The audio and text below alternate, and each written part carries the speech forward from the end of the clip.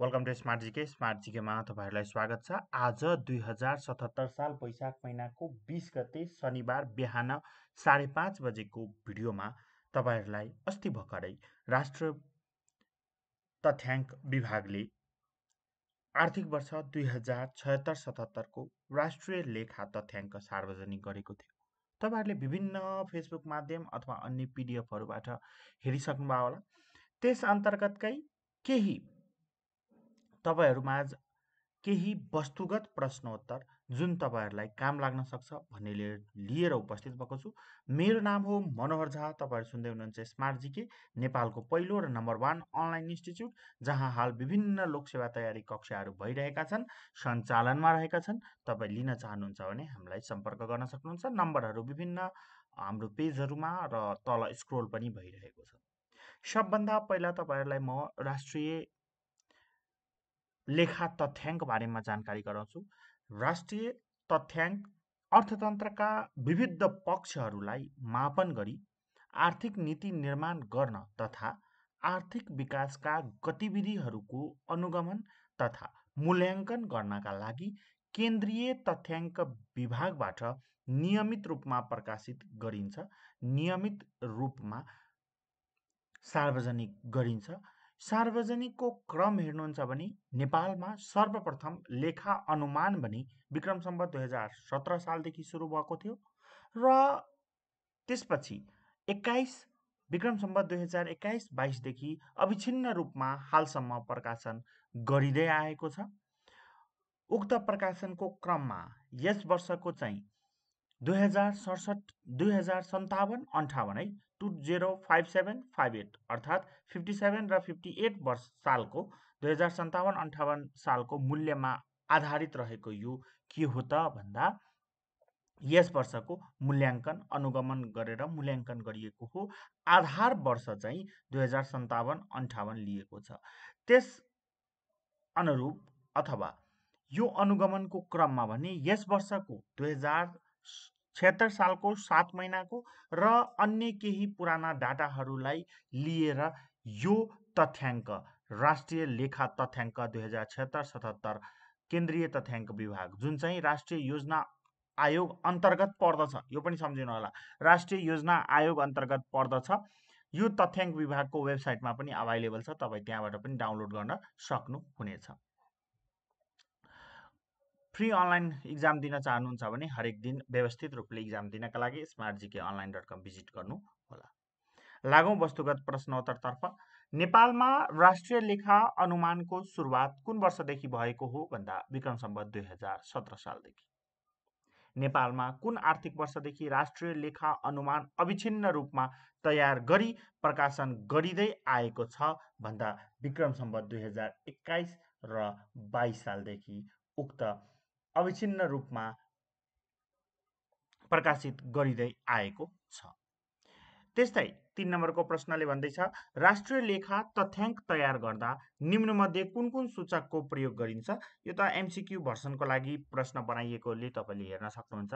र कुरा गरौँ कुल ग्राह्य उत्पादन, त्यस्तै जसलाई हामी ग्रस डोमेस्टिक प्रोडक्सन भन्छौँ, कुल ग्राह्य उत्पादन, उपभोग जसलाई हामी कन्जम्सन भन्छौँ, बचत जसलाई हामी सेभिङ भन्छौँ अङ्ग्रेजीमा, लगानी जसलाई हामी इन्भेस्टमेन्ट भन्छौँ, ती लगायत अन्य नेसनल अकाउन्ट्सहरू जति छन् ती सबैको समष्टिगत आर्थिक सूचकहरू तथा त्यससँग सम्बन्धित तथ्याङ्कलाई तयार पारी यो राष्ट्रिय लेखा तथ्याङ्क निर्माण गरिन्छ। त्यही भएर यो सबै रहेको छ, कुल ग्राह्य उत्पादन, उपभोग, बचत र लगानी सबै रहेका छन् यसको उत्तर। लागौँ अर्को प्रश्न। राष्ट्रिय लेखा तथ्याङ्क 2076-77 को तथ्याङ्क अनुसार आर्थिक वर्ष 2076-77 मा आधारभूत मूल्यमा कति प्रतिशतको आर्थिक वृद्धि दर हासिल हुने अनुमान गरिएको छ। कति प्रतिशतको आर्थिक वृद्धि दर हासिल हुने भन्ने कुरा सबैलाई थाहा होला। तपाईँले अस्ति मैले करेन्ट अफेयरमा राखिसकेँ 2.27%। यो 2.27% मात्र हुने भन्ने कुरा चाहिँ तपाईँहरू डराउनु भयो होला। अब त कोरोना भाइरस महामारीले गर्दा यस्तो अवस्था आइसक्यो, त्यस्तो होइन। 2063-64 को कुरा गर्नुहुन्छ भने 2.75 रहेको थियो। त्यस्तै तपाईँको 2065-66 मा 3.94, त्यस्तै 2066-67 मा पनि त्यस्तै अवस्था थियो र केही वर्ष अगाडि 2071-72 पनि 2.97 र 72-73 अनुमान गर्दा 0.2 सम्म पनि आर्थिक वृद्धि दर मापन गरिएको थियो। त्यही भएर डराउनु पर्ने केही अवस्था छैन। तपाईँले यो सङ्ख्याहरूले अब के हुनेवाला देशमा भन्दै सोध्छन् कतिले, त्यतातिर नलाग्नु होला। त्यस्तो अवस्था चाहिँ छैन। त्यही भएर 2.27% रहेको छ आर्थिक वृद्धि दर अनुमान गरिएको छ। 5 नम्बरको प्रश्नले भन्दैछ नेपालमा राष्ट्रिय लेखा अनुमानमा समग्र औद्योगिक क्षेत्रलाई कति समूहमा विभाजन गरेर तथ्याङ्क विश्लेषण गरिएको छ भन्दा 3 क्षेत्रमा विभाजन गरिएको छ। ती क्षेत्र भनेको प्राइमरी, सेकेन्डरी, टर्सरी रहेका छन्, टेरिटरी रहेका छन्, जसलाई हामी प्राथमिक क्षेत्र, द्वितीय क्षेत्र र सेवा क्षेत्र भनेका छौँ। यी 3वटै समूहमा विभाजन गरेर के गरिएको छ त भन्दा राष्ट्रिय समग्र औद्योगिक क्षेत्रलाई विभाजन गरिएको छ। औद्योगिक क्षेत्र अन्तर्गतको कति प्रतिशत योगदान दिने भन्ने कुरालाई पनि विभाजन गरिएको छ। जस्तै प्राथमिक क्षेत्रमा रहेका जति औद्योगिक क्षेत्रहरू छन्, जति औद्योगिक छन्, त्यसले चाहिँ यस वर्ष चालु आर्थिक वर्षको कुल ग्राहकमा 28.20% योगदान दिने अनुमान गरिएको छ। त्यस्तै सेकेन्डरी सेक्टर अर्थात् द्वितीय सेक्टरले 13.72 र सेवा क्षेत्र अर्थात् टर्सरी सेक्टरले चाहिँ तपाईँको 58.08% योगदान दिने प्रारम्भिक अनुमान पनि गरिएको छ। क्षेत्रगत हिसाबले पनि त्यसरी अनुमान गरिएको छ यो राष्ट्रिय लेखा अनुमान तथ्याङ्क अनुसार।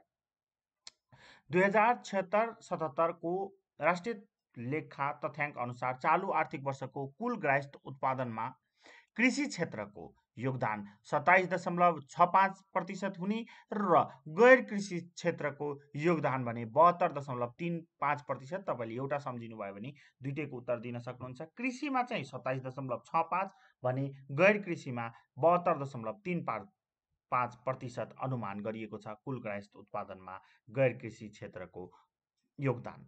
तपाईँ लोकसेवा तयारी अन्तर्गतका यी मध्येका जुनसुकै कक्षा गर्नका लागि यहाँ दिएका नम्बरहरू छन्, त्यसमा सम्पर्क गर्न सक्नुहुन्छ। स्मार्ट जीकेको बारेमा हेर्नुहुन्छ भने स्मार्ट जीके नेपालको पहिलो र नम्बर 1 अनलाइन इन्स्टिच्युट रहेको छ, जहाँ लाइभ क्लास सञ्चालन हुन्छ। उक्त लाइभ क्लासको तपाईँले भिडियो पनि रेकर्डेड रूपमा हेर्न सक्नुहुन्छ। भिडियो मात्रले तपाईँलाई त्यति धेरै प्रभावकारी हुँदैन। लाइभ क्लास गर्दाखेरि सरसँग सोध्ने मौका र डिस्कस गर्ने, तपाईँले बोलेको कुरा सरले सुन्ने, तपाईँले उक्त